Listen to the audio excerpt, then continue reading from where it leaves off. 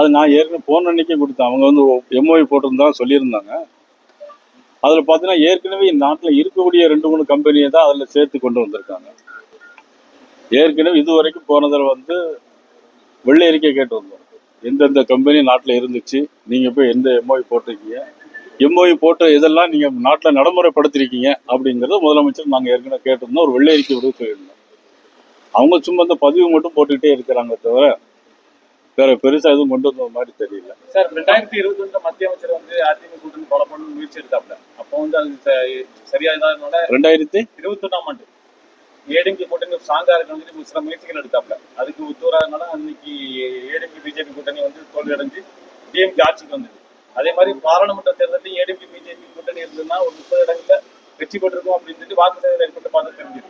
அப்பவும் முடியல. இப்போ 2026 தேர்தல் வரும்போது இப்போ ஏடிஎம்கே ஒன்று வலிமையாகணும் அப்படிங்கும் போது கருத்து எல்லாத்தையுமே இருக்கு. அதுக்கு பாஜக என்ன முடிவு எடுக்கும் போது ஏற்கனவே முயற்சியில் இருக்காங்க. அது நடவடிக்கை உண்டாகும்.